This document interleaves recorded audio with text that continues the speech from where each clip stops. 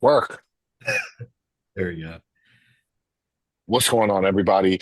It's IFBB Pro, Josh Jefferson. I am here with the boys, aka the most the muscle. Can't not say that one. That's the real moniker. But I'm back with the boys with Tom with Anson, and we are here for the anti-optimal podcast. We got a lot of over underrateds today, and this is going to be a fun one because I'm already ready to rant. So I think the boys are ready too. We've all kind of been looking forward to this one. So let's get into it. Tom, you want to kick us off with the first one? Absolutely. We got one from our good friend Joseph Percher. Pre-workout orals, over or underrated? Depends on the oral and the quality. Yeah. I'm gonna say underrated. Yeah.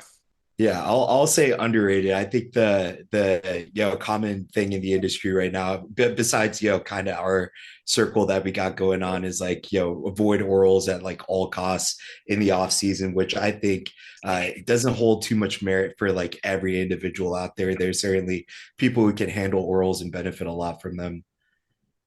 Yeah. Big time agree. It's like they're so demonized, but realistically, let's look back 10, 20 years ago. The biggest motherfuckers on the planet had no problem taking some Anadrol in the Yep, offseason. Even hell, even D-ball back then. I think we're probably a bit past that. But I 100%. mean, I feel like a lot of people, it just depends on your circumstances, right? So, like for me, endless appetite. I don't see Anadrol ever being a problem for me. I've taken 100 milligrams a day for this is back when I was like fucking 20. This was really stupid. I think I took it for like 10 weeks. I ate the whole time. Damn, that's crazy. Oh, So holy I shit. got fat is how much I ate. So, and then as far as like, actual liver toxicity, I think it's overblown as fuck. And if we look at like the actual medical uses for Anadrol, for example, they're giving children like 400 milligrams of this shit and they're fine. So I just think there's so much there. It's a lot of very overblown, the damage that they do. I think you'd have to have a lot of other cofactors of stupidity to really run into a problem with them. The appetite is the main one, and that's just person dependent. For Yeah, sure. I was gonna say based off of the liver toxicity thing, right? Uh those people, the people who see those bad blood work things, normally are not on top of their shit to begin with. Right. So they're getting bad blood work because they're getting bad blood work. They're not doing the little shit right. They're not taking the tug cut. I know Tom talks about injectable glutathione, but I'm not. Yeah. That shit hurts. I'm sorry, You I'm gotta not find the picking right that shit. one. Yeah. So I mean, hey, if anybody in the comment section, whatever, wants to source some of that for us, let us know. But we're not getting banned on YouTube yet. Not big enough of a channel. So I'm fuck. yeah, let's get Thomas channel back. Fucking hit the Twitter sphere. What's it called now? X. Hit the X. X, Excellent. yeah, Comment on yeah. it. Help Tom get his channel back, please. Um, you gotta help the boy out. But I appreciate it. I think they're underrated as fuck. Um, every time that I've dabbled, I'll be honest with you guys. You guys both know I work with Joe. Joe has not given me a lot of opportunities to run orals pre-workout, even though everyone thought for a while that I was doing fucking Adderall before every leg day. I don't know how that became a thing that it got misconstrued to that degree, but I was not running Adderall before every leg day. I never did that. I did Yeah. run some insulin before every leg day, but that was not a thing. Anytime I have done it, prep scenario, all of a sudden fucking training performance goes through the roof. Liver toxicity, well, listen, yeah, I haven't seen that on myself. I've had some really bad liver values. I've also run Superdraw for fucking 16 weeks. Yeah, That's they got pretty bad at that point, but they still weren't, astronomical 7, 8 times the normal reference range. They were three yeah, times the normal reference range. I also happened to train the day before, so that Yeah. elevated them too. So I definitely think they're underrated, and like it kind of goes into we got another question, underrated, overrated on injectable orals. I was I gonna have mention seen that some next. Yeah. I've seen some monsters after taking injectable D-ball specifically. There's a guy who, comes to pivot, you guys will figure that one out. Um, in his offseason, he was running injectable D-ball, and like every time I saw him, he's bigger and fucking round as fuck. I'm like, golly. So I think those are underrated as well. I Yeah. think doing an injectable oral over a normal oral might be overrated, Yeah. but I think orals in general are underrated. The steroid concept of orals are definitely underrated. Absolutely. For I think sure. the injectable oral side of things is underrated from an appetite standpoint for sure, because I think that's the main benefit of kind of using them as you circumnavigate some of the gut issues that you may get from like Anadrol or a D-ball and stuff like that. But I would say it's overrated from a liver standpoint simply because of the fact that it still has to be metabolized It's by the still liver, methylate. even. Yeah. Exactly. If you still inject it, it still goes through, liver metabolism as well. So, even then, it's probably going to be a little bit less liver toxic. But, some of those things are, they come with, they pack a punch when it comes to PIP Yeah. for sure. And I don't know if you've ever Yeah. got Yeah. like injectable Anadrol or anything like that. That stuff crashes like super Mm. fucking easy. If you have it in your cabinet for like, 5-10 weeks, that shit's just going to turn into like a literal like crystal meth like fucking ball. Yeah. And just a PSA for people out there, please, for the love of God, if you are going to use these compounds, get them from a place where they're not using fucking glucol. Don't put that Yeah, shit in your body. That yeah, shit, you yeah, can smell it. It's horrible. yeah. Got it's glycol and ethyl oleate. Those are the Yeah. ones you Yeah. definitely want to avoid for Yeah. sure. Yeah. Anything else is probably fine as far as like I think people kind of, get into the weeds with the carrier oils and stuff a bit too much from time to time. But like those two, you do not want to fuck around with in the long term. Your CRP 100%. is going to be through the roof. Like, not a good idea. And I think like when it comes to the injectable orals, is there a need for them past the appetite, like you're saying? Probably not. The oral version themselves work, but hey, if you're someone who can't eat on Anadrol, it's worth trying out, giving a shot, literally. I also got to say, injectable orals are like orals in general. The tab of an oral makes it kind of fucking idiot proof. Yeah. I don't know Yeah, about y'all, but I've misdosed some things by doing an injection. Just misread the bottle, yeah, right? Yeah. You do too much D-ball and you're going to feel horrible. You Yeah. do too much Anadrol, you're going to feel horrible. So make sure that if you are going to go that route and you want to avoid the heartburn, you want to avoid the digestive issues, read the fucking bottle. Yeah. yeah, Let's 100%. reading is hard. We're bodybuilders, as Luke says, bodybuilding's for retards. But Definitely. you kind of got to make a decision here to like not be retarded once, Yeah, maybe twice. So 100%. just be careful with that one. Yeah. Anson, you got one? Yep. Let me pull it up. Actually, real quick before that, I got a story for you guys. You ready for this? Okay. I remember one of Yeah. my first times ever buying gear from my first coach ever. May he rest in peace. Um, he sent me some shit, and the shit was 100% crashed because the entire thing had crystals on the bottom. That's Oh, crazy. And I bought like 5 vials. And he goes, "Nah, bro, it's good. Put it in the oven." Oh oh no. my God. And I have never in my life, I had never realistically run gear to that degree to know what the hell I was looking at. So I was like, all right, I'm gonna put it in the oven. Put it in the oven on 200 degrees for like 20 minutes. Some of it Oh, dissolved, right? And I just started, I swear, I went through every vial of it because I didn't know any better, right? And next thing I know, I'm sitting there and I'm like, well, I didn't really grow off of this cycle. mm, That's Yeah, that's pretty strange. Um, Also, my blood work came back and it was like pretty much pristine.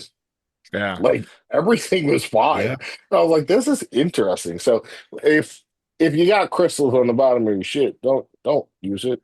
You're just pretty much injecting olive oil at that point. yeah. And I have a story too. I know somebody who microwaved their glass bottle Oh because no. yeah, and it blew up their fucking microwave. And So it's got metal on the top. Come on. exactly. That's just natural selection, man. Yeah. That's Darwinism at its finest. Okay. I think honestly, okay, just the way this question is asked, I know you're going to rant, Josh. So, what is the most underrated and overrated nutrition strategy for bodybuilding? Asking that question is the most overrated way of asking that fucking question. Overrated strategy. I don't even know what the fuck that means. what the What the fuck fuck is the does that question? mean? I don't That's the know. question. I read it verbatim. I don't fucking know. Man, Like that's Um, a like this nutrition strategy, like carb cycling versus rest day, training day. I guess I I'm don't going to know. be honest with you. That's the only thing I could think of, and I personally consider carb cycling and rest day, training day to be The carb same cycling. thing. Yeah, Like, yeah. It's all the same. yeah, so I'm going to say that carb cycling is the most over and underrated. Yeah. accurately rated I guess we for could say sure. like uh IFFYM versus meal That plans yeah, or that's a nutritional Yeah, strategy, I guess. yeah, Can, yeah. can we just go off on the fact that like if it fits your macros is quite literally Fucking retarded in retarded. itself? yeah, it's Yes. Um, Yeah. 90% of the people that I know who have tried if it fits your macros wind up making a meal plan out of the macros anyway. They just follow the same thing. exactly They go, yo, it's Yeah. just if it fits your macros. No, it's if you forgot your fucking meal prep container. Is what it is because 100%. you already decided on the diet and then you decided, hey, I'm going to go to 7-Eleven because I forgot my chicken and rice and I'm going to go get a fucking protein waffle and Uh, a Metrex bar and I'm going to call it a day. No, you're just an idiot. You just forgot something. And guess what? Us as bodybuilders do that shit every day anyway if yeah. something were to happen. Yeah. Yesterday, my beef fucking went bad. Yesterday, I left Shit. my meal container on the floor in a sealed container, assuming it would be fine. Fucking dogs get into it, and I didn't Yeah, have any other. I didn't have any other shrimp cooked, so I used 99 one turkey that I had. Had to Boom. do it, exactly. and guess what? It was Exactly. a high day. I was supposed to do the 99 one turkey, anyways. Fucking God telling me I was supposed to do it. There we go. Yeah, Yep. exactly, man. So it's That just you that's just adapt. exactly that's what that is for like those situations where you just simply need to adapt. It's not like, oh, I just feel like I need shrimp with this meal and like, okay, tomorrow I'm gonna switch it out for like tilapia and the next day I'm Yeah, just gonna switch it out for sirloin and then reduce my almond butter in this meal. That's just that's just overthinking yeah, shit. yeah, yeah. We don't have added fats over here, Tom, so we don't get a switch out sirloin for almond butter. That Yeah, that true. shit Well, doesn't happen on this side, homie. I got a good one here that's actually along the same line. So we got one from the Rooster: increasing fats on a non-training day, over or underrated? Huh. If they're natural, underrated as fuck. If Yes. you're Yeah. on Or gear, female. overrated. Or Or female. female, Yeah. yeah. Yeah. Yeah. Yeah, I'd say underrated just because it's not really I don't hear people doing that a ton. And I think like we just mentioned, four naturals, four females, it has a use, but like if you're a male super heavyweight or heavyweight bodybuilder, probably not necessary. Because I would assume that the intent is okay, I want to, raise my fats on the rest day so that I'm getting more polyunsaturated fats and that's affecting my blood work and yada yada yada. Realistically, 2 to 3 days a week probably isn't having a huge impact there. I wouldn't think at least. Those are things that I like. The way I see it is you just have a base amount of them in your diet. It's either enough or it's not. Influxing within rest days, training days probably won't have an impact on blood work for the most part. You know what? I'm going yeah, to disagree with what you said, Anson, because if you're a super heavyweight bodybuilder, you're trying to increase calories. So I'm going to say it's actually underrated there. Well, but Um, you'd be bumping both then. You wouldn't just be doing fats because I would assume the idea is if you're pulling up your carbs on rest days, you're also putting up fats, pulling down carbs. It's kind of like a lever, right? Because yeah. that's what I would So assume. I'm saying if you're a super heavyweight, you're probably eating like 4 to 6 thousand calories on a rest day, unless you're Tom or you. And that number's got to be up a little bit higher. So I Yeah. would say that like you're pulling the carbs down, you're probably increasing the fats pretty heavy there. So it'll be underrated there. I would say Okay. anybody Yeah. below a super, because of how big the range of a heavyweight is, 199 to Right. 225, I'm going to say the upper end of a heavyweight. If you're not somewhere in those realms, then it probably is overrated as fuck. Hmm. Just to disagree with yeah. you there, kind of add some. I'll say a situation where I may use it. I may use it in a situation where someone's running into like insulin resistance in the off season. If we're pushing like Right. 1,000 grams of carbs on like their training days, I may have a strategy where I pull down, Yeah. strategy where I pull them down like a couple 100 grams of carbs on like their non-training days, and just so they don't, drop like 5 or 6 pounds after that non-training day, going Yeah. into their next training day, I may have, some fats just to fill in the calories, and I found that pretty useful for some big guys Yeah. for sure. See, though, for me, like it's semantics, right? But then at that point, the main purpose is not adding in the fats on the rest day. The main purpose is pulling down the carbs, and you're just using the fats to make up the difference, Exactly. Yep. right? So, Exactly. yeah, Exactly. At that point, you could also just switch out all your protein sources for a higher fat cut of meat and call it a day there yeah, too. You would have 100%. yeah. kind of the And I same idea. and I think for like the heavier people, like we're talking about, like the guys who are about to step on stage with USA's and super heavyweights this weekend, like in the off season, they're probably just eating damn near the same amount of food on a training day as the rest day. That's probably what Yeah. it comes down to. I will tell you this. I know, Tom, you've been pretty fucking heavy. Bro, I know for a fact that I'm losing like 5 pounds tomorrow. Just Yeah. based off of my You can me just being tell. 270 plus and like doing 10,000 steps, bro, my body feels heavy as fuck walking Yeah. around. 100%, My dude. knees are tired, my feet are swollen. I feel like a pregnant woman. Like Dude. this is Yes. ridiculous right now. But Yeah. like, hey, and means to an end, and I'm nowhere near the end of this. But like, golly, bro, when you are that big, there is no way in hell that you aren't coming closer to matching your calories. I got like a Yeah. 1,000 plus calorie discrepancy. There's no way in hell that's not changing because you just burn so much being that big. Yeah. Just I'm sitting here right now with a fucking fan on me, sweating my ass off. Yeah. So Exactly, dude. it's just it comes with the territory. Also, I think we're talking about like anomalies when we say For like sure. it's underrated for those guys because like how many super heavies do you actually know? Right. Yeah. Like genuinely in our small group of people that we all do normal podcasts with, Luke and Joe, Yeah. That's The, it, really. Like that have been like peeled and peeled, like stage condition peeled. Yeah, probably two. yeah. Joe like and Luke. Yeah. I would have been the top of a heavyweight if I did open, so I wouldn't even have been a super. Anson, you're like 215, right? I'm 215 right now. Yep. Tom, Or what are you sorry, right now? 216. I'm 230. I'll probably be a heavy this year. So like, and then Mike is, 212. So, It's a and rare thing. Mike Nassif, I'm not sure what he weighs, but he hasn't competed in a Yeah. while. So like, realistically, Brad is a heavy. Um, Max I is don't going know to be what a heavy, Max is. probably. He will probably be towards around the same stage as me, like bottom end of heavies. Yeah. Yeah. So like, everyone in our immediate circle who are full-time, real deal bodybuilders, we got two supers, Yeah. Exactly. and realistically, we got two supers who are tall. Right. Like I became a super just by putting 1 pound of stage weight on, but I'm also 6 foot. Hmm. Luke, I know is like 5'10", 5'11", Yeah. maybe six I think foot. that I think that's right. We'll Yeah. call we'll call him 5'12". Joe is 5'11". I think he said he shrunk to 5'10". Right. So like they're tall bodybuilders, they're super heavyweights, but they're also tall. It's not like we got a 5'7" super walking around here, which That's that's a ridiculous. true anomaly. Yeah. That's a Joe So Palacios, which yeah, is even exactly. heavy. It's just even heavier. It's like 40 pounds heavier than a super, at the bottom end.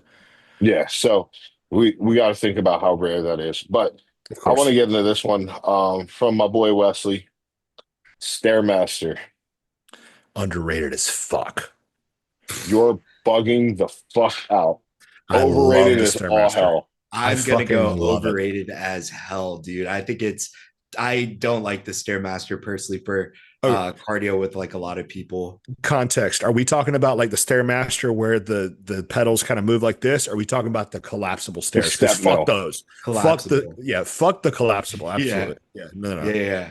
Well, the one you're talking about, I actually like. I think the Yeah. collapsible stairs I'm is, a fall the fuck over on the collapsible stairs. yeah, Absolutely not. Fuck those. But like 100%, dude. the Stairmaster, I love. It is the You're most talking about like swish, swish, swish, swish, swish.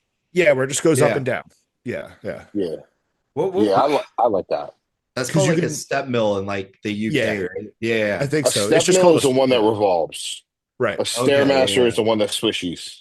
Yeah, it's a branded Stairmaster, and the beautiful thing about that is like the handles are set at perfect height where you can remain upright and be comfortable. Like some of those stair mills, it's like you got to be like back here, or you Yeah. can't do anything. You just have to be on it and be locked into it. You can't be on your phone at all. Take some of the pain away. There's nothing you can do whatsoever.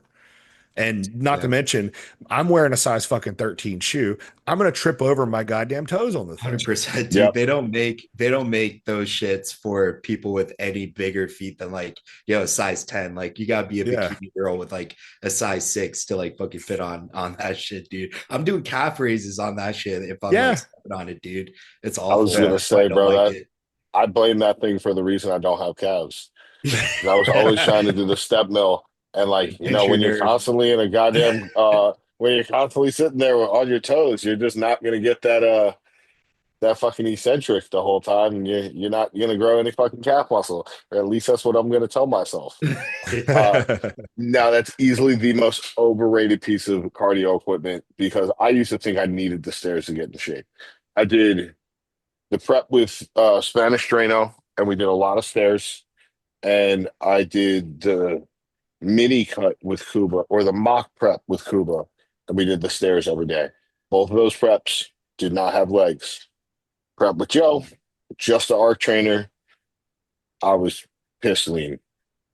Yep. I like what he said on your podcast this morning, or that I watched it this morning, that Yeah, like peeled. I can't preserved. describe myself as peeled for junior USA's. Sliced, yes. Was I probably the leanest guy on stage? Yes. But was I Yeah. peeled? No, because I had another 5 pounds to lose. Okay, I see what you mean. Yeah, yeah. That's so tough to say though. Like when you are the leanest person there and like your conditioning is so stellar, right? Because and who knows though, because if you lost that extra 5 pounds, maybe the difference in fullness, you would have actually looked less lean, but technically been leaner. You know what I'm talking about? There's Yeah. no Yeah, Yeah. true way to 100%. know. But I, Exactly. but I did like that he put that clarification out there that like slice, dice, ripped, those are all terms you can use. Um, and then it also gives you a barometer to shoot for next time. So it's like, yeah, no, I want to be peeled. It's like I want to be inside out. yeah. I want to walk around and people think that I'm an Ethiopian child with a lot of Yeah. muscle. Yeah, that's what I'm going for this year. I've never ever had anywhere close to that. Maybe like when I was 170 pounds my first show and I just had no muscle to push up against the skin. Maybe I was because I was on like fucking 1,500 calories a day for the last 6 weeks or so. But it probably got lower than that. But this time I'm getting peeled at all costs. We got 5 more weeks to do it. 100%. 100%. Same here, dude. Same here. But yeah, in terms of like I agree with Josh, dude. Arc trainer, elliptical, those are so much better on my knees too. And I don't have like knee issues either, but I start getting them if I start doing like the collapsible stairs. But what Yeah. you said, Anson, the Stairmaster where it kind of swishes, that's pretty Great on good your knees. because it's zero impact. So it's perfect. Yeah. All All right, right. maybe I just got shit knees because that motherfucker used to hurt, boy.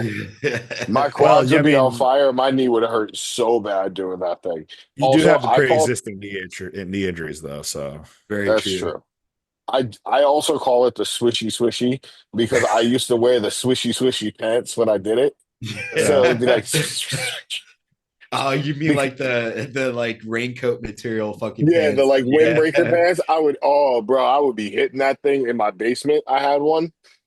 Yeah, we sold that thing very quickly. My mom hated that thing because Yeah, I would but only wear those pants on it too. So it was like she came down. It was a lot. It was, for an hour. Just yo, that's burning, crazy. bro, turning, turning. All right, Dialed. yo, locked in, bro. Next one, You bro got one, splits. Anson? Bro splits underrated as Oh fuck. shit. You said underrated? Underrated as fuck. I love I'm a good going bro split. underrated. I'm going Love it. underrated.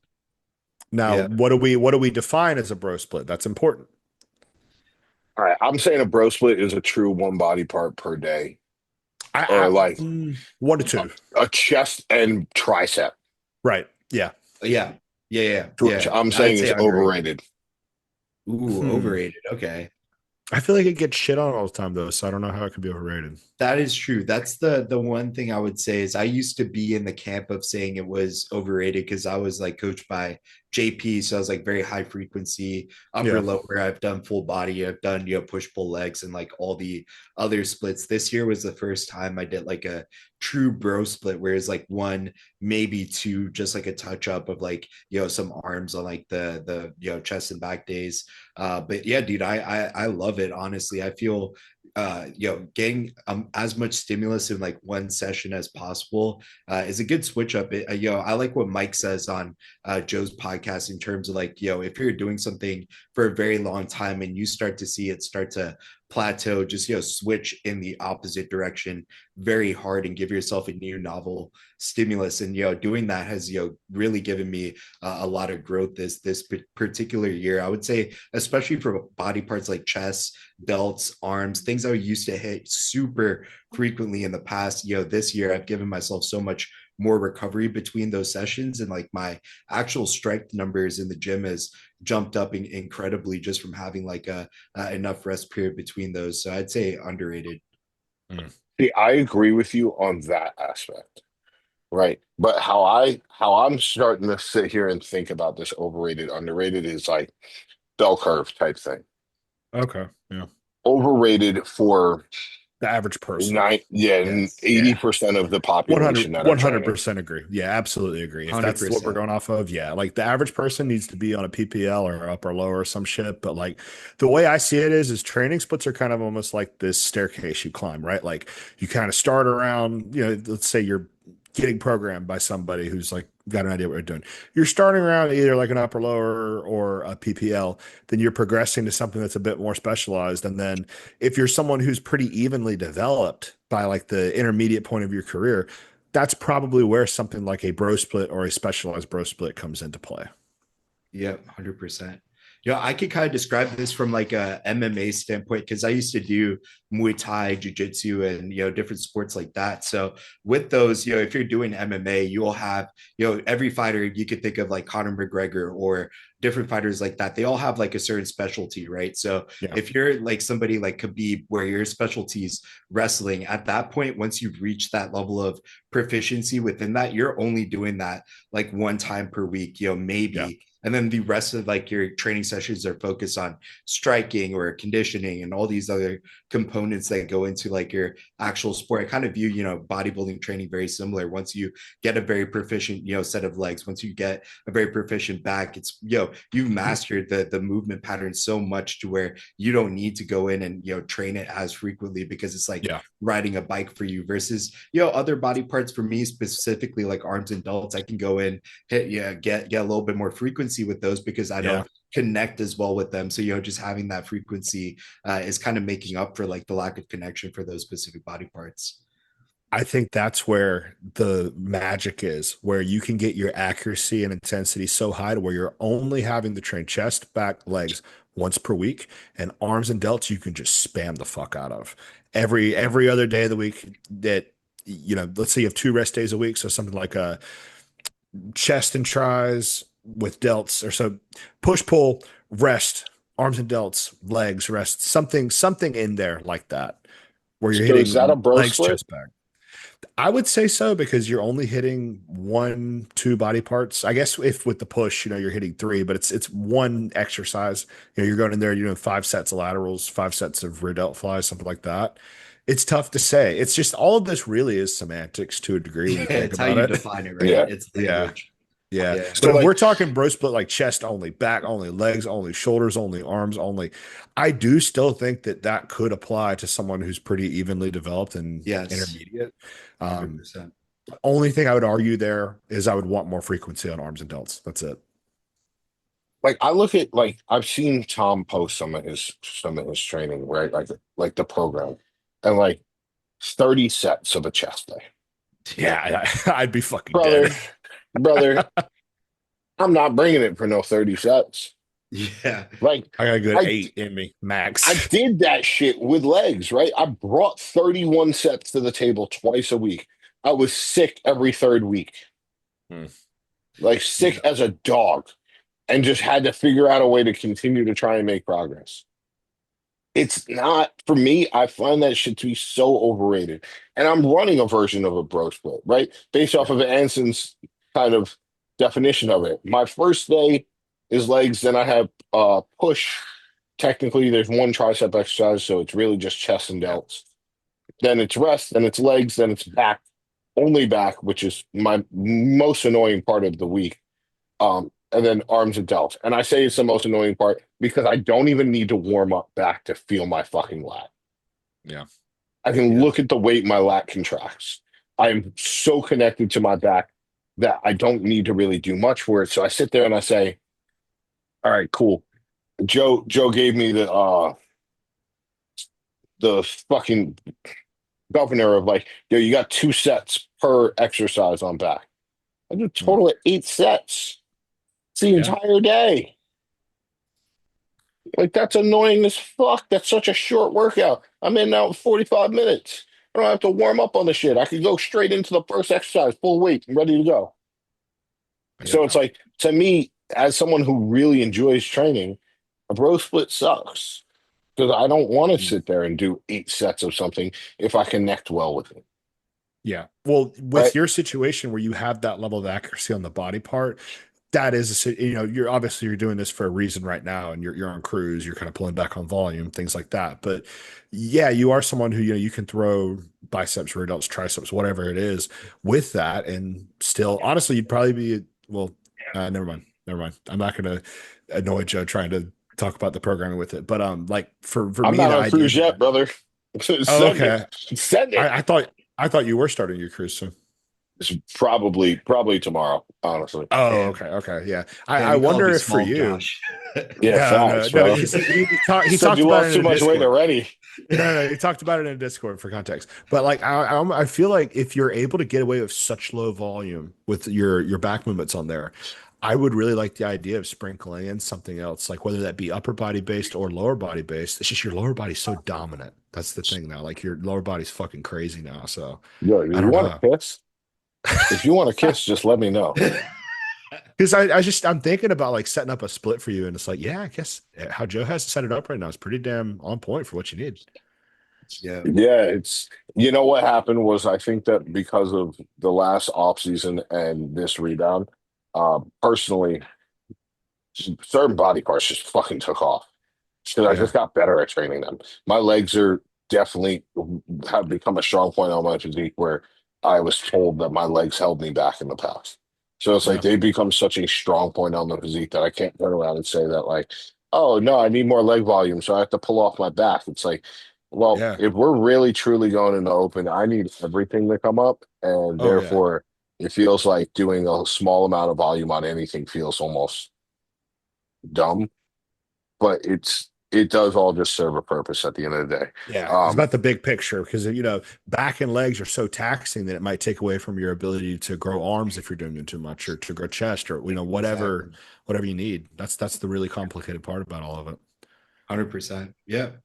I'll also preface I'm not doing 30 straight sets of chest. I'm doing like chest, delts, and biceps in the same session. So I may do like 7 sets of like laterals and like 6 sets of Yeah, biceps. That's like 13 sets right there out of that it's still session. 17 sets of yeah, chest, bro. Yeah, yeah, that's It's still a bro. still a lot. But lot. if you're doing 8 sets of chest twice per week, that's 16 sets split So, across 2 sessions. so question though, do you have a really good connection with your chest or a really bad connection with your I chest? have a really good connection with pretty much every body part except lats, to be honest with Okay, you. Arms is not terrible. It could be a little bit better, but like lats is one that I've really had to, really focus on developing a connection. But I don't Hmm. have a bad connection with my chest by any means. I honestly found my chest to actually grow a lot more from doing like a ton more volume. It's not even Yeah. that my weights in terms like logbook progression was like kind of reflecting that, but it was more so the way that my chest would feel for like the next 3 or 4 days, and then I Okay. look at my check-in picture like the next week, I'd be like, oh, my chest is fucking bigger. Okay, well, I'm just gonna keep this rolling. Just so, for Um, example, for chest for me, today I did push. I did 3 sets of chest flies, 2 sets of flat press, 3 sets of incline press, and then 2 sets of a tricep press. By the time I am at that tricep press, I'm fucked. Like I have nothing left in my chest, and my triceps are the only thing working on that close grip press. So I can demolish my chest, and like I could probably get away with doing 1 to 2 sets of flies, 1 to 2 set of flat press, 1 to 2 set of incline press, and I'm fucking smoked to the point where I'm talking about I'm going pressing 315 for 6 to 8 to a plate for like 10. The level of Yeah. fatigue I can put on it. That's just how my chest has always been personally. I remember about a year or two ago, I tried to do like 20 sets for a chest day. And it just had to be a shit ton of flies because my pressing strength went in the gutter afterwards. Yeah. Yeah. Yeah. At least like 6 sets of my chest workout was like some sort of like pec deck or Yeah. fly or anything like that. And even with certain exercises, it wasn't like I was going every set to like pure 100% failure Right. for the most part. It's not like I'm leaving 2 reps in reserve either. I kind of go by Like like one. not taking, yeah, like one or not, just like leaving the 50-50 rep where I'm not sure if Yes. I'm gonna get it or not. I'll just leave that on the table versus in the past I would just take everything to the point where I can't, actually push like true actual failure. So, Right. just having that little bit of like leeway has allowed me to, be able to recover from those actual sessions enough. So it Hmm. worked. Okay. Real quick, Tom, can you remind everyone how tall you are? I'm 5'7". So with that said, also remember that Tom is like 260 pounds in the off season, 270.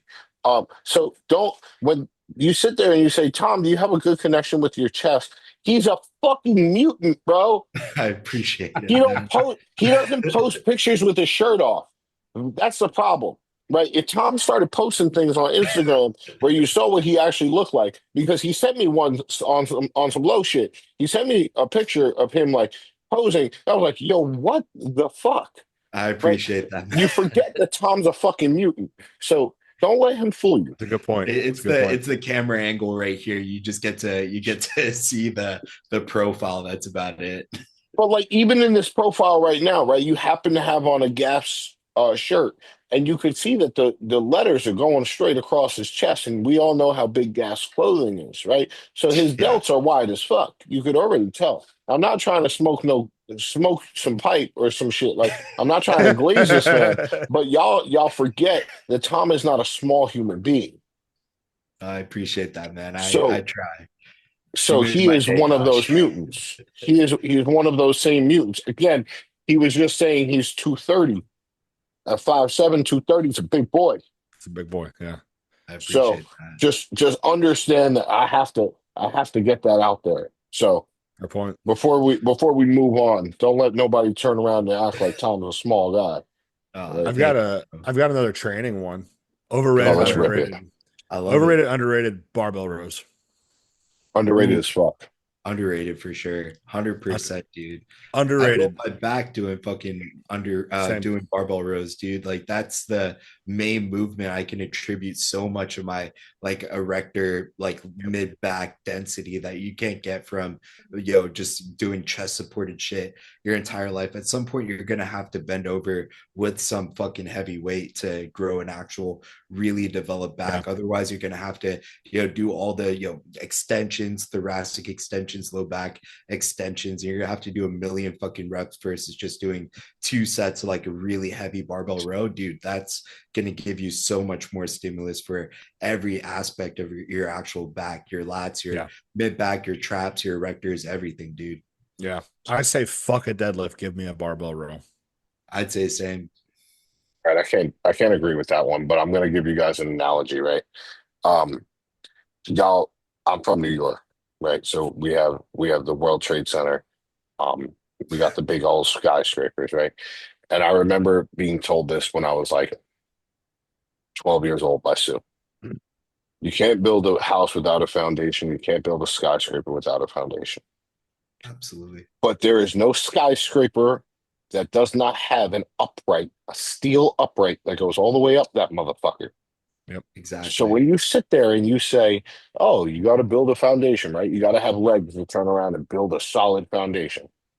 You have to have something that's going to keep you upright.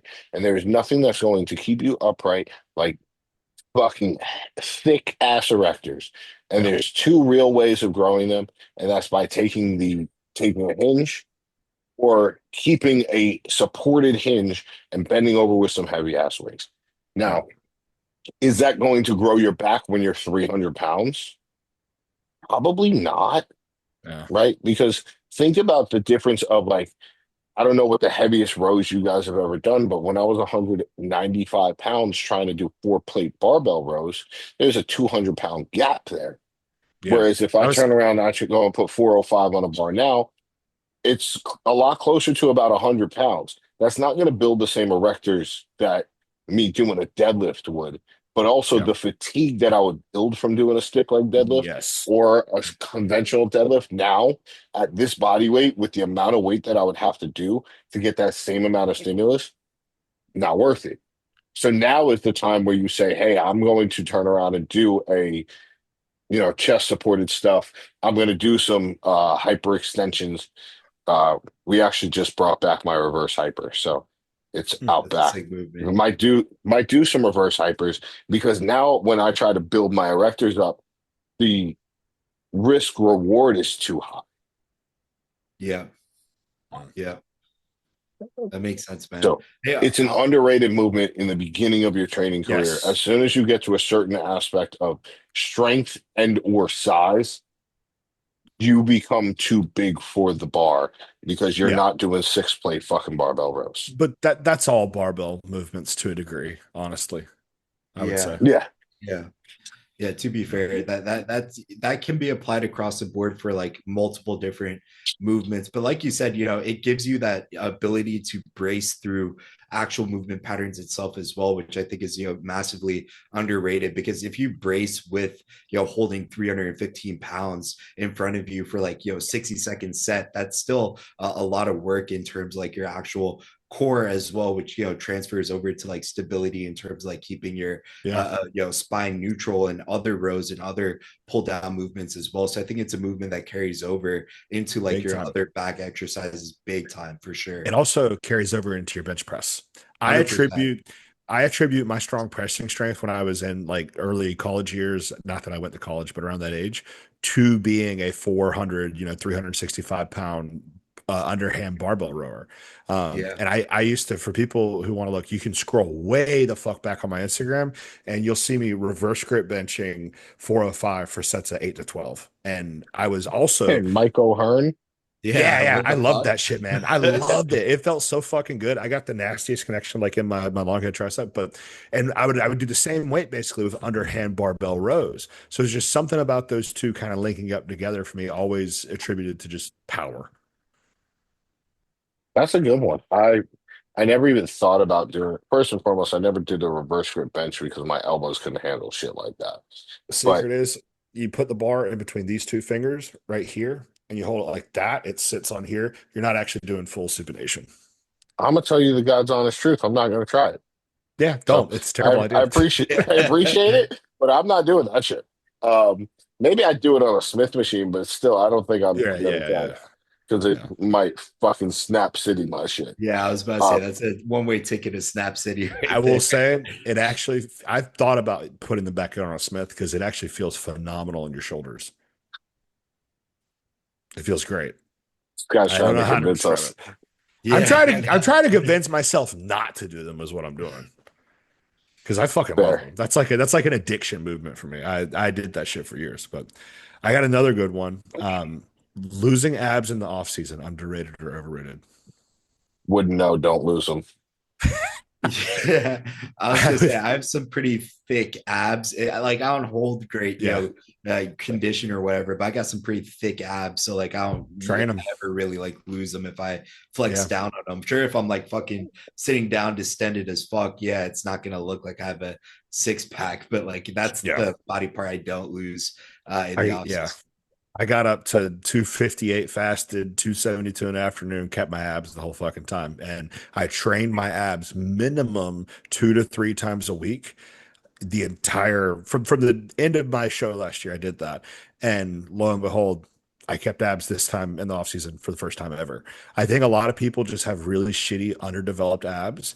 Like you should realistically be able to see your abs at like 15% body fat. And if you're getting above that in off season, that would be pretty overrated. I don't think you need to get that fat in the off season. Yeah, for sure. 16, 16, 20% of the offseason. That's kind of unprofessional. I have that veins all off season. There you go. I don't get fat from my midsection for whatever reason. It just doesn't happen. Um, so I'll always kind of from the front without a shirt on, I will always kind of sort of look in shape. And then I turn around and it's like, oh boy. No, Yeah. no, no, no, no. Um, but like that's why some of the shots that like I'll turn around, I'll post, or like I'll always post a front double because the width of my waist is not very big. And you could see the outline of my abs while I do a vacuum. Yeah. You could probably see some of the veins in there. But if we're being realistic, you are going to lose your abs in an off season until you have enough muscle that you will Yep. not lose your abs in an off season. Yep. Very So true. the more muscle that you have, the more lean you will appear at the same body fat. So until you get to that point, until you're, you know, depending on height, anywhere from 200 to 250 pounds in an off season, you're gonna lose your abs. Like actually like 190 to like 220 on stage, you're probably going to lose your abs in the off season. Just generally speaking, this is like a Yeah. Yeah. very large height weight range, right? Yeah. I say that specific 190 because Colin was like 182, right? Mm. Like he doesn't lose his abs. So he's like that lowest tier, but he's, midget.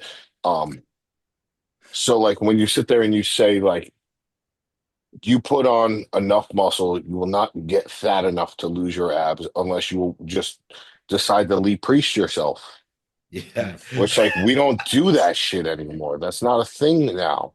Yeah. No. Because it just has such negative health benefit for health. It's Ramifications. detrimental to your health. That's what we were Yeah. looking for there.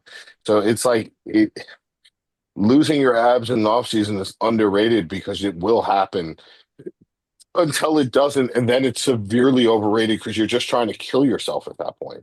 Basically. And also, Yeah. like, maybe you just store all your body fat around your midsection. There are people like that who legitimately they will, be like a true 9% body fat, 10% body fat, and they don't have their abs showing, but their arms Yeah. are they have lines on their glutes, for it. Exactly. There Yeah. are people like that. So, don't just judge your fattest body part, but it can be a good, way to determine some things. It depends on how early you are in your career, like Josh is talking about. If you're in your first off season, you're probably going to have to get pretty fat everywhere, right? And you're probably going to lose your abs. But if you've been doing this for 10 years and you're still not seeing your abs every off season, something probably has to change. Yeah. 100%. I guess it also depends what you mean by lose your abs because it's not going to look like it looks when you're under 10% body fat, like for your Oh, for first sure. couple off seasons. But I would still like to see, like at least like the outline of like somebody's like Yeah. abs if they like flex up and like stretch up into like a Like in perfect the right light. bicep. Exactly. In the right lighting, you're going to see like some sort of definition in that area. I don't want it to just be, Homer Simpson in the off season. Yeah. Joe's gonna see this podcast and he's gonna be like, "Oh, I'm gonna get this motherfucker fat." Yeah, he's gonna give He's me gonna be Lances and McDonald's. he's gonna be like, "Yo, 290. Let's go for 310."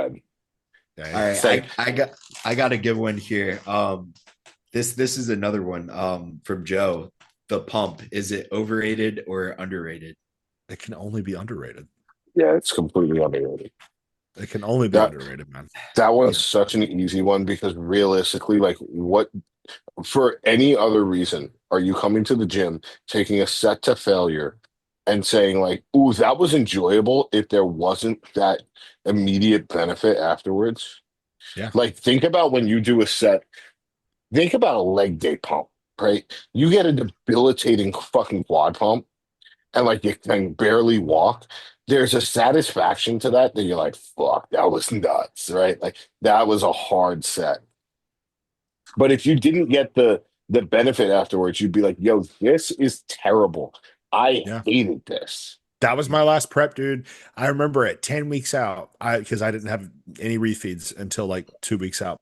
At 10 Still weeks wild. out, yeah, I know. yeah, I was at like 10 or 9 weeks out, and it felt like my fucking legs were just dead noodles. Like I was just moving the leg extension and nothing was fucking happening. It was terrible. yeah. 100%. Yeah, I guess it can only be, I hear so many people on social media. If you scroll, you'll be like, the pump doesn't matter whatsoever. And none of them are big. None Like of them. literally none of them are big.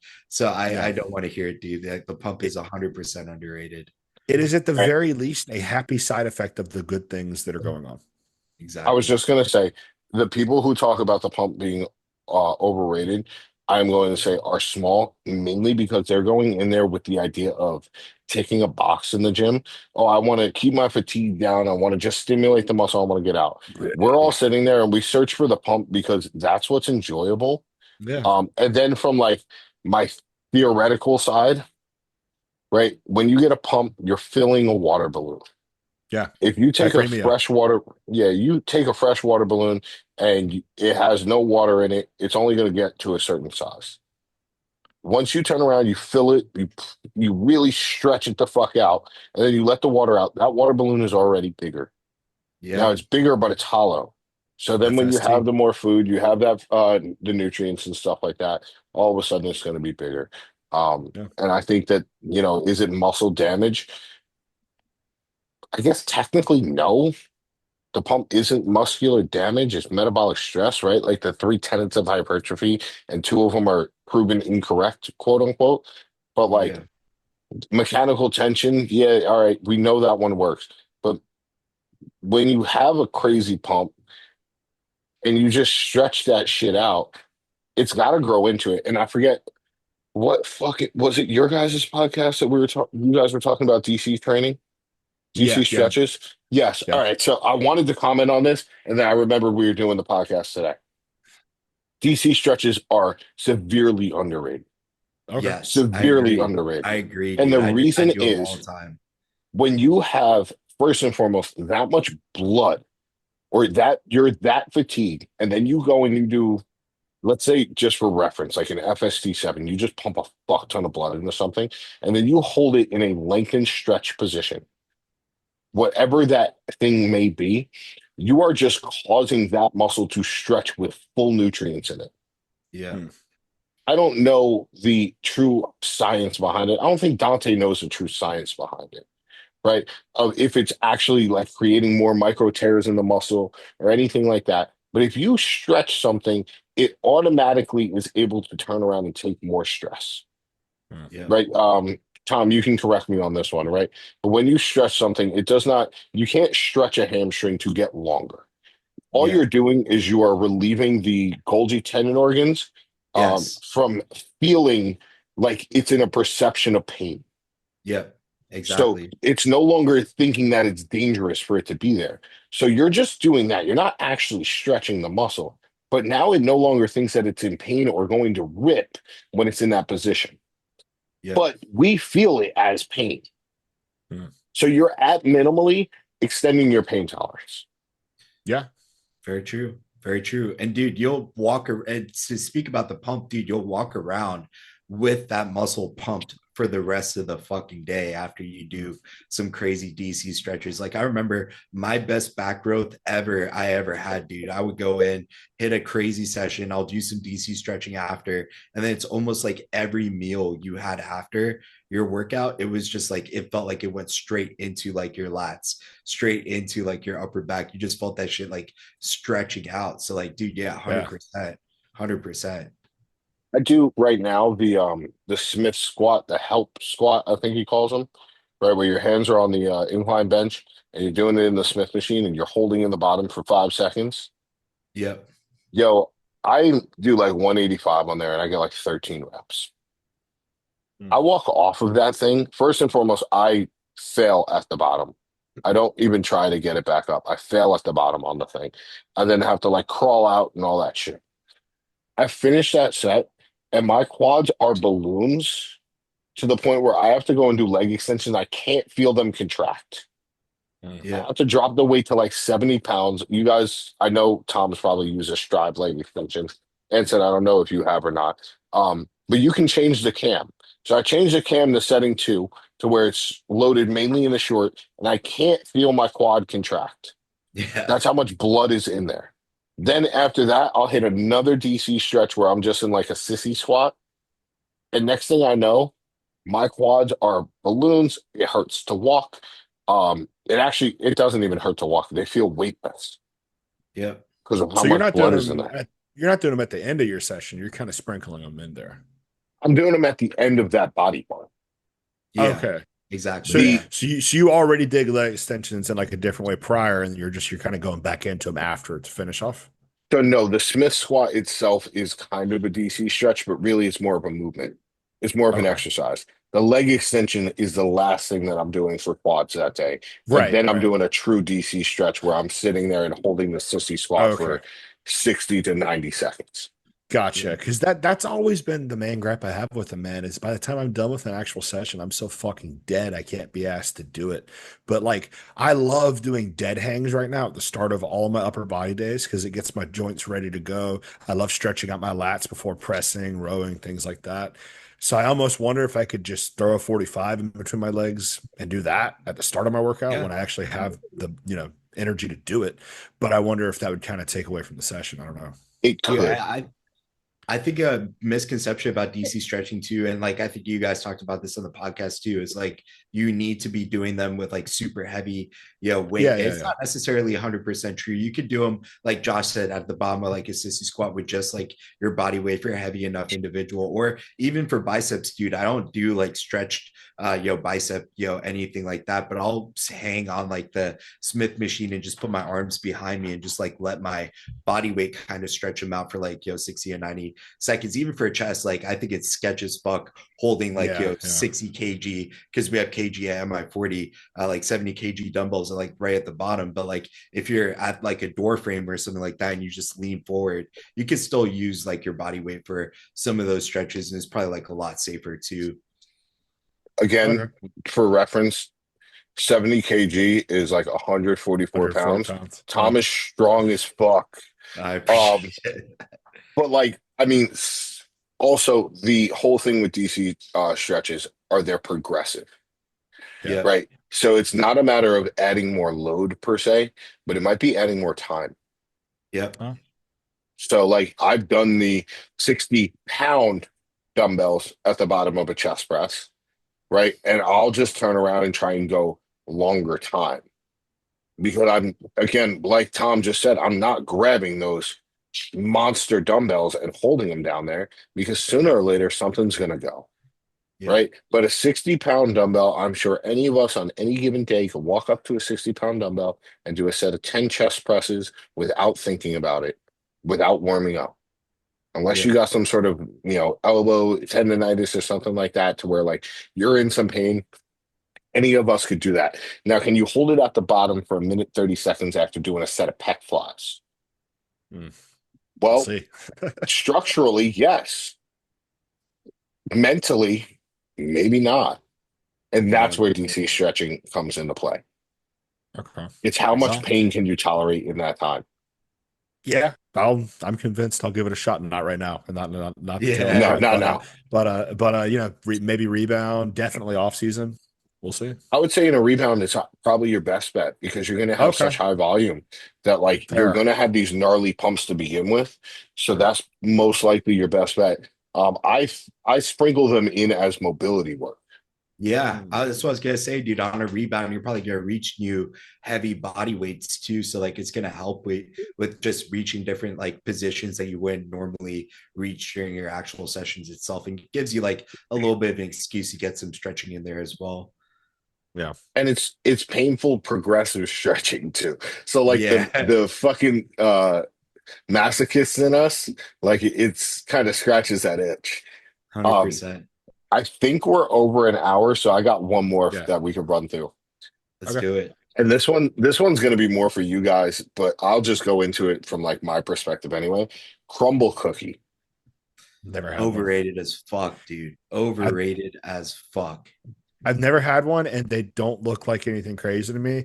I'm a big cookie guy. Like if you ask me for my number one overall draft pick for desserts, I'm either picking cookie or ice cream. Yeah, And I've never seen a crumble cookie. Is like, man, I would love to get that. Like those fucking crazy ass looking cookie Buckeye brownie things or cookie dealer cookies, crazy shit like that. I've seen those and be like, okay, that's some shit I could get in trouble with. I've never seen a crumble cookie and been like, man, that looks awesome.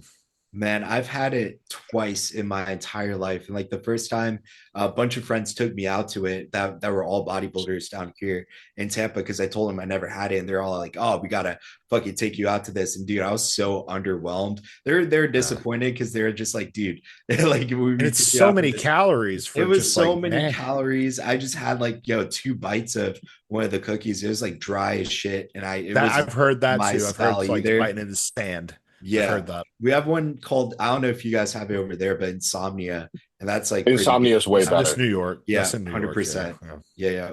Insomnia is way better. I am I'm not a dessert guy. This Q Joe in the 5 minute crew turn around and call me Dorian Yates here. But I'm not really a food guy, right? As I just posted my cookie sponsor not too long ago. Really, she's a friend. She's the homie. She made me my own special cookie that I'll never try. Hopefully she doesn't watch that part.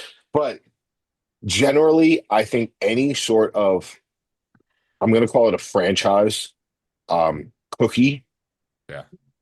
brownie, Not it. um, dessert in general, I think that Yeah. they're all garbage.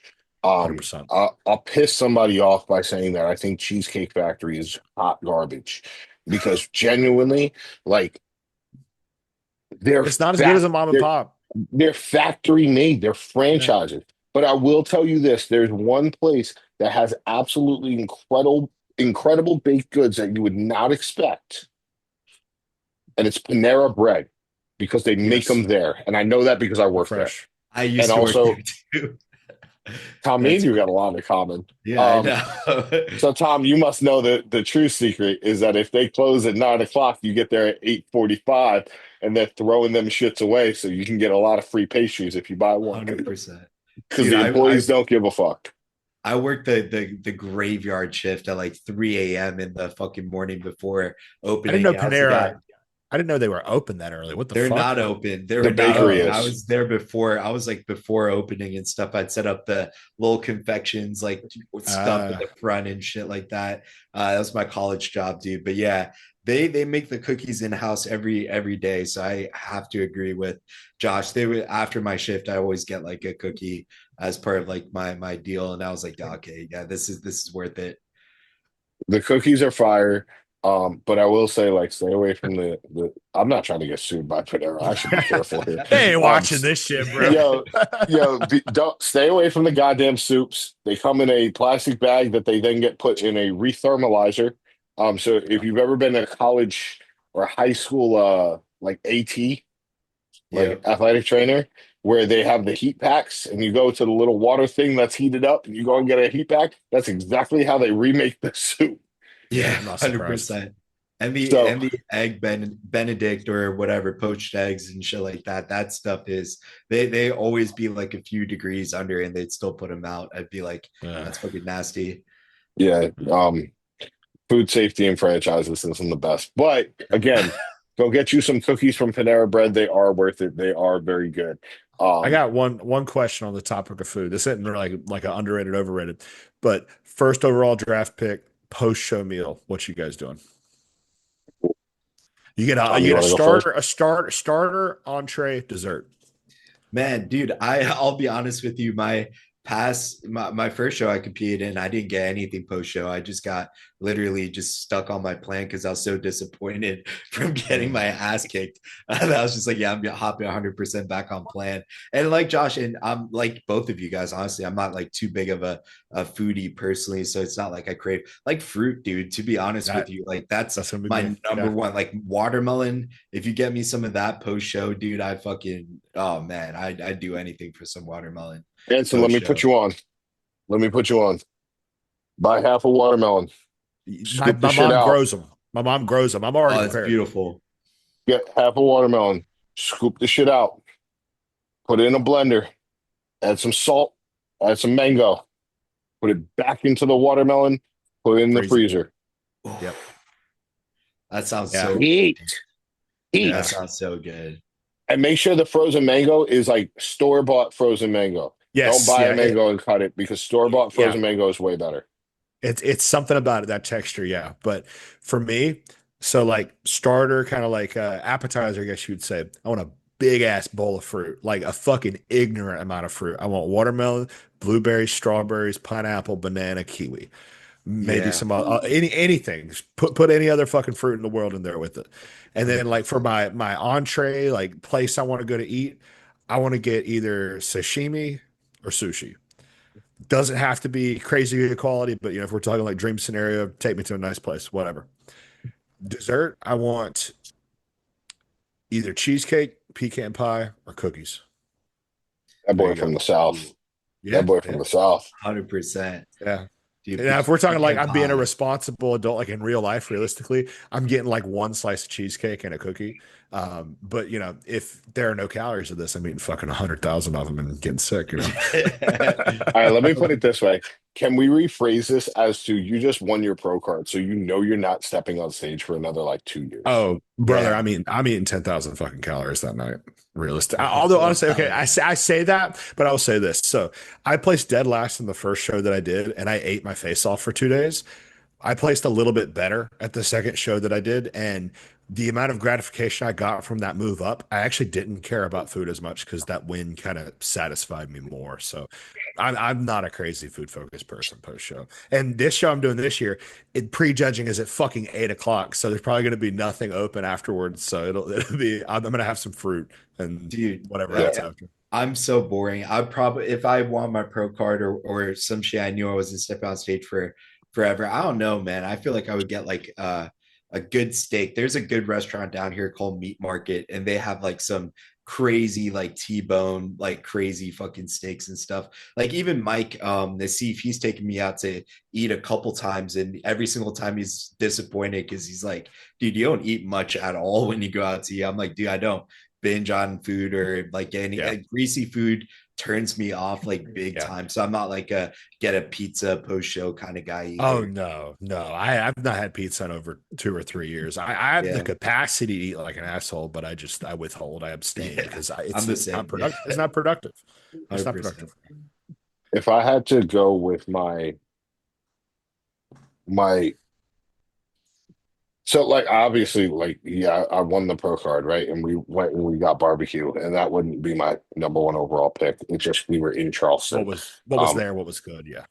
yeah, so we were in Charleston. That was a move, and like we didn't go out for dessert because I did like 1.25 milligrams of Bretta beforehand. So like I was not really trying to eat like that. Also, like you guys can ask Joe this question if you'd like. Joe got a text from me while I was out to dinner asking about my rebound plan. And he pretty much was like, "Can you please enjoy the night?" And I was like, "No." Dude, that's gonna be. I'm gonna be so annoying the night of the show. I'll be like, we'll be eating. I'll be like, hey man, what are we doing on Monday? Yeah, like I was ready to start Sunday morning, like with the reset, Yeah. and then remembered that my mom was coming on Sunday, so I was like, "Nah, not happening." But if I had to go with like starter, I'm gonna match you with the fruit, but I'm adding cereal to it. Okay. Um, Yeah. I love cereal like too. You just like getting a box of cereal and just fucking like scooping that shit in your mouth, or no, are you talking like a I'm bowl getting of a milk? bowl of cereal, with a some protein like as milk Yeah. with almond milk. Fire. Um, Mainly because I'm just trying to like fill my stomach. Yeah. Yeah. Yeah. Um, and then like main meal, if I'm staying like in the hotel, like don't have enough time, I probably went to like Walmart, Stop and Shop, one of them, and I got some steak, uh, Yeah. rice, banana, peanut butter, Money. Ooh. uh, with some barbecue sauce, most likely. If I'm going out, honestly, I'm the type of person who wants to like give back to the people around me. Me, my Yeah. mom, and Sue can pretty much only agree upon one place, and that's all you could eat sushi. So we're going for all you could eat sushi. I'm probably going to do literally the exact same meal that I would have in my refeeds during prep, which was 40 total pieces of nigiri. It was 15 salmon, 15 yellowtail, 10 tuna. Every single time I would count the pieces, I would send it back if it was not the right amount of pieces. Every single time. And then dessert wise, like I said, I'm not really a huge dessert person. So probably honestly like a Ninja Creamy with like some mix-ins of like funner stuff. Like Like maybe some Reese's, Oreo. I didn't know we were allowed to be reasonable. I mean, realistically, Yeah, a Ninja Creamy is fucking amazing. I would well, take I'm a also Ninja Creamy to be lactose. honest with you. yeah, Yeah, yeah. Like I'm chosen fully lactose intolerant because I know Tom's going to be like, well, you don't have to be lactose intolerant. You could just do Yeah, small amounts of dairy. But I choose to be lactose intolerant because I'm not going to try and make myself not become lactose intolerant. yeah, So I'm not going for like a real ice cream. I don't really love the idea of cookies. I think cookies are a waste of time personally because there's such a small amount of time. Even if you get a cookie this big, that's 4 bites. yeah. That's fair. So you want to turn around, you want to have cookies, like go ahead, be my guest, but that's a waste of time for me. Brownies are too rich. Blondies kind of taste like nothing. Um, I can go on and on about this on how like my family's not big dessert people. So Mm. hey, I'm gonna go and get a lava cake from Outback or whatever, right? I'm having one bite of it. No one else at the table's eating it. So that means if I'm going for a lava cake, I'm committing to the whole fucking lava cake. And I don't know about y'all, but I don't want to have a whole fucking lava cake. Yeah, that's It's fair. too rich. yeah, It's too much. So all the worthwhile desserts are too much to not share with somebody, and nobody in my family is going to eat it. So it just chooses me to turn around and say, I would rather have a Ninja Creamy because I'm going to eat the whole thing. Yeah, Now, I'm going to add probably, like Tom said, the Reese's. I'm probably yeah, going to add some dark chocolate chips to it. yep. Maybe Nut some nut peanut butter butter, but galore. I was Yeah. going to say, honestly, it's probably going to be PB2. Okay. For whatever reason, the texture is just better in the Ninja Creamy. It like freezes a little bit better. Try it if you haven't yet. Not you, Anson. Actually, you're dieting too. Never mind. yeah. Neither one of Some you trying. honey. Put some honey Yeah, in there, dude. That shit's fire honey. too. Um, and honestly, if we're being completely serious, probably half a bar of like shrooms chocolate Yeah. and the Post edible show, or this two. Oh, fucking If I if am Joe's not giving me shit absolutely, about it, yeah, I'm going ham on the drugs. I'm absolutely having an edible the night of yeah. the show for sure. Yo, I'll Reddit and probably an already be edible are a signed. crazy fucking trip. I'll tell you that. They are because you're sitting there, you got the munchies, but you also don't want to eat. Yeah. You gotta just No, like, I mean to sleep. Like I'm taking one before bed with like my last meal, and I'm getting that fucking dead sleep that I probably won't get for the rest of the Yeah. rebound because I don't like to do it during then. Man. yeah. Next episode we gotta do a tier list on the fucking cereals, dude. Yeah, Oh yeah. fuck yeah, Yeah. Well, fuck yeah, my headphones are starting to die, unfortunately, so I think we yeah. need to wrap So, it up. all right. With that said, guys, thank you for coming on. Thank you for joining us. Like, comment, share, subscribe, all that fun stuff. Put out an X message to YouTube for Tom's channel, please. Follow Anson on his prep journey. We got a lot of stuff coming out. Really just follow the boys. Join the Discord, join the school community. Use code Moses at HD Muscle, all that fun shit. You guys know what I'm talking about. With that said, we out. Peace. Peace.